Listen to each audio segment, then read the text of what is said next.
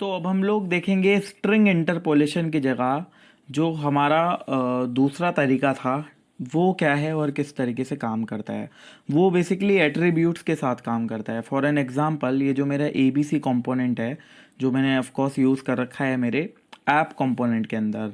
अब यहाँ पर लेट सपोज H3 के बाद मैं एक बटन बनाता हूँ एंड इस बटन का टेक्स्ट है यहाँ पर डिसेबल मी।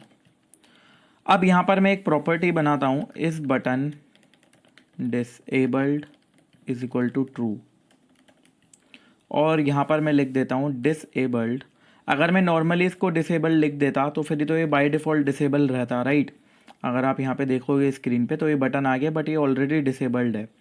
बट अगर मैं चाहता हूँ कि ये जो डिसेबल्ड वाली प्रॉपर्टी है डायनामिक हो, यानी कि कोई वेरिएबल है मेरा टाइप स्क्रिप्ट का, उसके बेस पे डिसाइड होगा कि ये बटन डिसेबल रहेगा या नहीं रहेगा, तो वहाँ पर मैं यूज़ करूँगा प्रॉपर्टी बाइंडिंग का। प्रॉपर्टी बाइंडिंग का क्या मतलब है कि कोई भी पर्टिकुलर प्रॉपर्टी जो इस बटन की है मैं उसको डायनामिकली यूज़ करना चाहता हूँ, यानी कि बाइंड करना चाहता हूँ किसी ना किसी मतलब कि टाइप स्क्रिप्ट के लॉजिक के थ्रू। तो यहाँ पर डिसेबल्ड की वैल्यू अगर मैंने इस तरीके से ब्रैकेट्स लगाकर इक्वल कर दी इस डिसेबल्ड बटन के, तो जो कुछ भी वैल्यू रहने वाली है इसकी, ये देखें यहाँ पर ये रीलोड हुआ, वही वैल्यू रहेगी आपकी इस बटन की डिसेबल्ड प्रॉपर्टी की। लेट से मैं इसको फॉल्स सेट कर देता हूँ, तो अकॉर्डिंगली ये देखें यहाँ पर बटन अब अनेबल हो गया।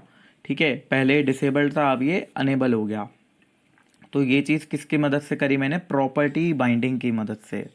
ठीक है ना, यहाँ पर प्रॉपर्टी बाइंडिंग करी मैंने इस पर्टिकुलर प्रॉपर्टी या एट्रीब्यूट प्रॉपर्टी, कुछ भी कह लो, जो डिसेबल्ड नाम की प्रॉपर्टी थी, इसके बाहर मैंने इस तरीके का स्क्वायर ब्रैकेट्स लगाया। और अगर मैं स्क्वायर ब्रैकेट्स ना लगाता तो दूसरा तरीका क्या था मेरे पास कि मैं स्ट्रिंग इंटरपोलेशन का यूज़ करूँ। अगर मैं इस तरीके से लिखता तो क्या होता, एक बार समझते हैं। अगर मैं इस तरीके से लिखता तो कुछ होता क्या? तो ये क्या दिखा रहा है? डिसेबल्ड, जबकि मैंने यहाँ पर वैल्यू क्या दी हुई है? फॉल्स। तो ये चीज़ ध्यान रखना, जो भी प्रॉपर्टी होती है, प्रॉपर्टी को बाइंड करने के लिए आप स्ट्रिंग इंटरपोलेशन अगर इस तरीके से दोगे तो वो चीज़ काम नहीं करेगी। देखिए यहाँ पर दिखा भी रहा है रॉन्ग एट्रीब्यूट वैल्यू, जो इसकी वैल्यू है वो मैंने गलत दी है इसके अकॉर्डिंग, जबकि मैंने यहाँ क्या दिया है इस बटन डिसेबल्ड, जो कि फॉल्स या ट्रू होगा। ऐसा क्यों हो रहा है? क्योंकि ये जो कुछ भी वैल्यू होगी फॉल्स या ट्रू, ये ट्रू फॉल्स तो रहने नहीं वाली है। स्ट्रिंग इंटरपोलेशन क्या करेगा, इसको स्ट्रिंग बना देगा। ठीक है, जो डिसेबल्ड है उसकी वैल्यू बुलियन होनी चाहिए थी, लेकिन इसने क्या बना दी? स्ट्रिंग बना दी। इसलिए ये चीज़ यहाँ पर काम नहीं करेगी। तो यहाँ पर मुझे क्या यूज़ करना पड़ेगा? Property binding. तो मैं इस तरीके से लिखूँगा और यहाँ पर यूज़ करूँगा इस बटन डिसेबल्ड को, और उसके अकॉर्डिंग यहाँ पर मुझे वैल्यू शो हो जाएगी। और मैं इसको उल्टा भी कर सकता हूँ। यहाँ पे अगर मैंने नॉट लगा दिया, that means opposite of whatever value is given to this variable, जो भी वैल्यू इस वेरिएबल की होगी उसका उल्टा।